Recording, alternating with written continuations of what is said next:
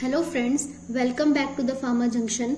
So today we'll discuss the MCQs related to drug store and business management. In this video we'll discuss 25 MCQs that are commonly asked in the pharmacist exam. So let's get started. So number 1, test is used to judge the mental capacity of an applicant. Number 1, personality test.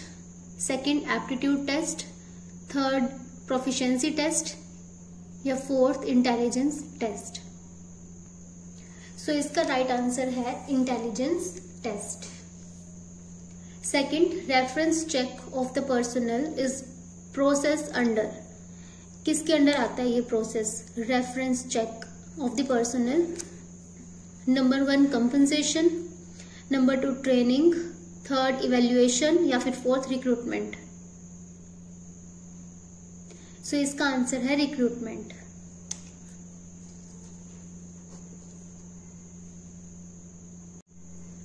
Next, conceptual skill deals with. किससे deal करती है conceptual skill? Ideas से, process, people या फिर things.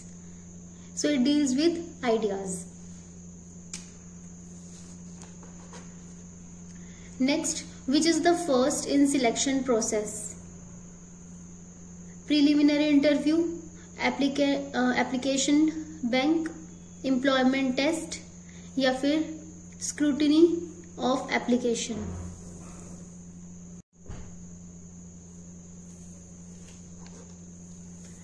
Next, a test help to measure a candidate capacity to learn particular skill and his potential abilities. Personality test, aptitude test, trade test या फिर intelligence test. So इसका answer है aptitude test. जो aptitude test है वो measure करता है candidate की capacity to learn different skills, particular skills और particular abilities.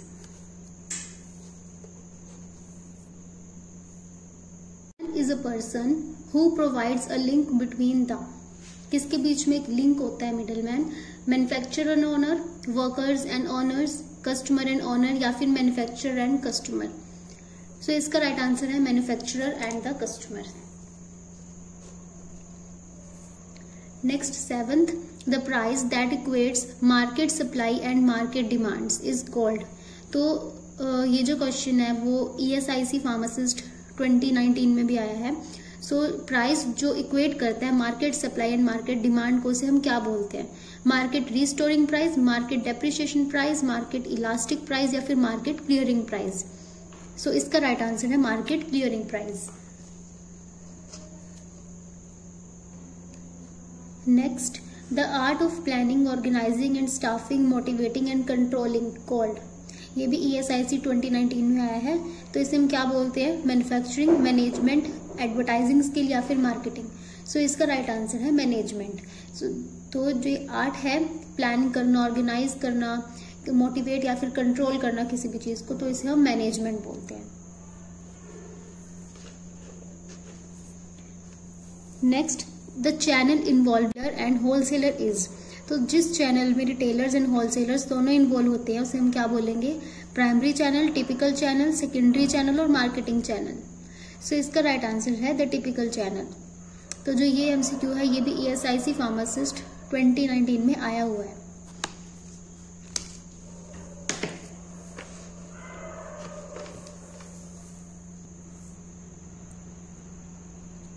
Next, which is the end party in the pharmaceutical marketing channel.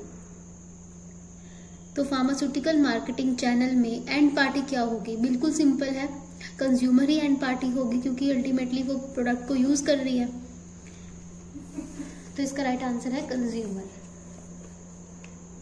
Next, A mercantile agent who negotiate purchase sale of the goods on the behalf of other party. तो किसी और party के behalf पे जब कोई mercantile agent negotiate करता है purchase sale पे, तो उसे हम क्या बोलेंगे?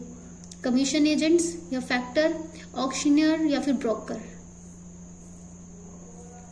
तो इसका राइट आंसर है ब्रोकर.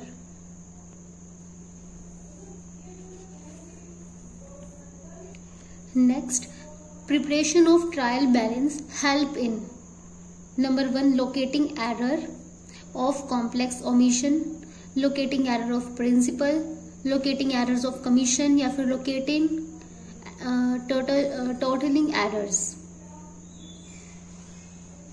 सो इसका राइट आंसर है locating errors of commission. Preparation of trial balance help in locating error of commission.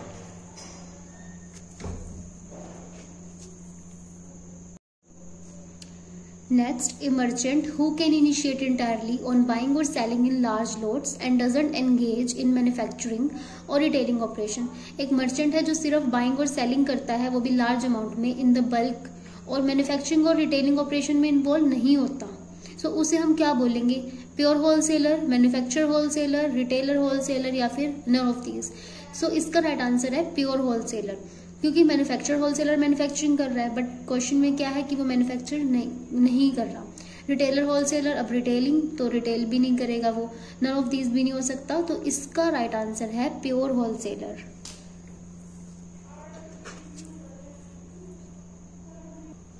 Next, a receipt given by seller to the buyer who has return goods which can be offset against future purchases. So इसके options हैं credit note, invoice, debit note या फिर bill. तो इसका right answer है credit note. So इस question का meaning है कि अगर एक सेलर बायर को कोई सामान बेचता है और उसकी रिसिप्ट देता है, और जो बायर है वो उस सामान को, उस गुड्स को रिटर्न करता है, तो विच can be offset against future purchases, और वो जो सेलर है वो उस जो गुड्स के पैसे हैं वो रख लेता है ताकि वो आगे जो बायर है वो दोबारा से सामान को खरीद ले, उसको पैसे वापस करने के बजाय। तो इसका राइट आंसर क्या होगा? Credit note, invoice, debit note या फिर बिल। तो इसे कहा जाता है क्रेडिट नोट।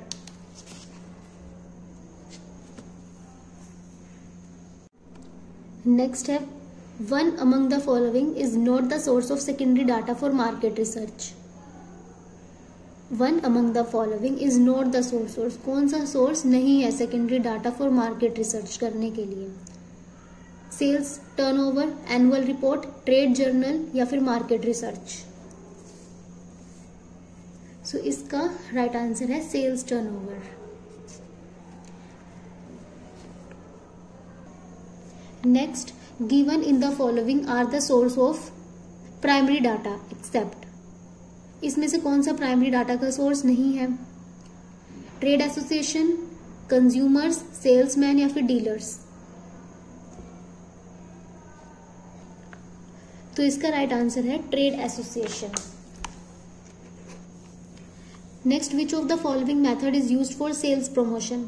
सेल्स को प्रमोट करने के लिए कौन सा मेथड यूज किया जाता है?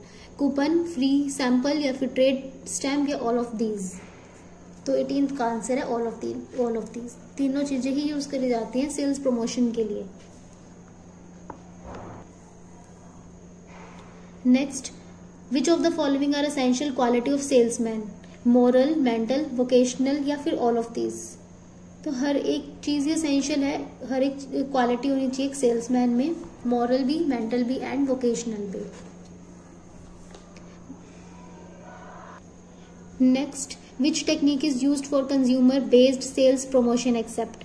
कौन सी टेक्निक यूज करी जाती है कंज्यूमर बेस्ड सेल्स प्रमोशन करने के लिए? एक्सेप्ट मीन्स कौन सी यूज नहीं करी जाती इनमें से एक? Credit facility, by bank back allowance, contest और स्वीपस्टेक्स या फिर सेल कॉन्टेस्ट। तो इसमें से यूज नहीं किया जाता buy back allowance.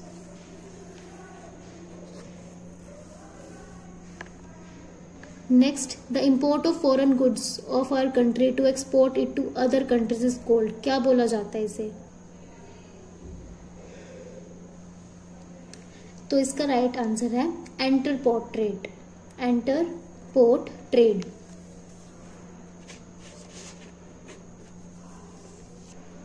Next, one among the following is not the objective of sales promotion. इनमें से सेल्स प्रमोशन का ऑब्जेक्टिव कौन सा नहीं है? Price contest, introduction of new products, popularise brand name या असिस्ट डीलर्स। तो इसमें से जो ऑब्जेक्टिव नहीं है सेल्स प्रमोशन का वो है price contest. Sales return means good return to supplier due to good quality, defective quality, super quality या फिर नन ऑफ दीज। इसका राइट आंसर है defective quality.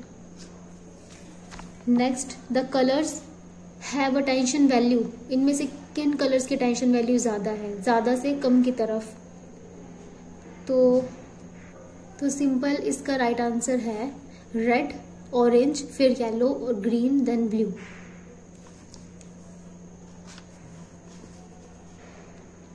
Last MCQ, in which type of outdoor advertisement people are dressed in fancy attires and carry on their person the posters? Skywriting, transit advertising, sandwich man या फिर posters और hoardings?